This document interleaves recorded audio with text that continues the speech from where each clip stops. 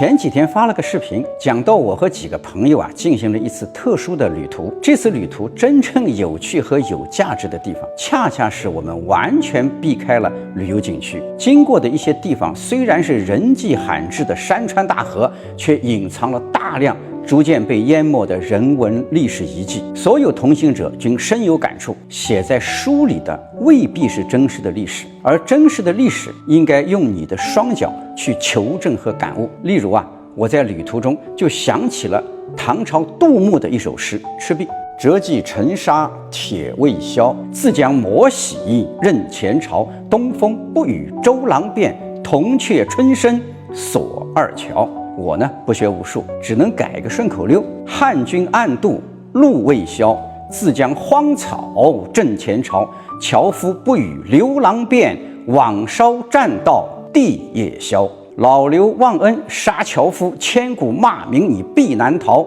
罪恶老韩你活埋娘，丧心病狂杀千刀。旅途回来以后我又有一些另外的思考。这些完全处于原始状态的壮丽山河，一旦被地方上或投资公司开发出所谓现代化的旅游景区，将会是一种怎样的局面？很多人包括我本人之所以不愿意去一些所谓的星级景区，除了需要支付一些高昂的门票费以外，就是因为太多人工堆砌的东西严重破坏了原有的自然风貌，再加上有些导游对一些山川地貌牵强附会的描述实在是俗不可耐。因为任何人对大自然的感受是不一样的，没有必要把经过包装或自己的感受加油添醋进行讲解，说这座山像个猴，说那座山像个老虎，这块石头像观音等等等等。对于旅游景区的开发，首先应该考虑的是如何保持大自然原有的风貌，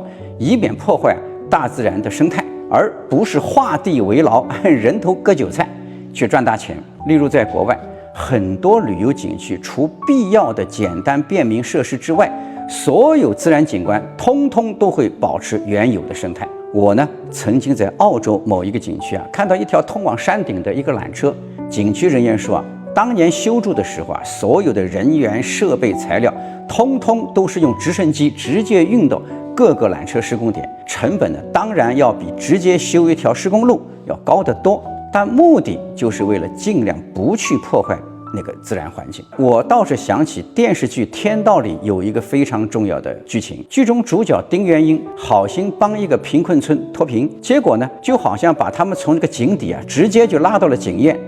当一部分村民看到外面的花花世界，完全迷失了自我，完全没有办法自持，结果呢又纷纷跌落井底，有人甚至还赔了性命。因此我所想的第二个问题恐怕更加值得思考和重视，就是假设这些朴实的山民真的像天道中描述的那样，一旦因为景区的开发有了各种各样赚钱的路数，他们还会不会保持原有的淳朴？我们现在去看看全国各大旅游景区，当地各种小商小贩是个什么德行，恐怕很多旅客心中你最清楚。所以要想真正搞好贫困山区的乡村振兴，脱贫致富，其实首先要解决的是社会人文素质的提升。人文素质不提升，直接就让一部分人先富起来，其结果很可能是让一部分人先贪起来，一部分人呢先坏起来。这个时候贫富的差距会拉得更大，社会的矛盾会更加激烈，你一定是得不偿失的。而以牺牲大自然为条件，花巨资开发的景区也会逐渐从人满为患到门可罗雀。所以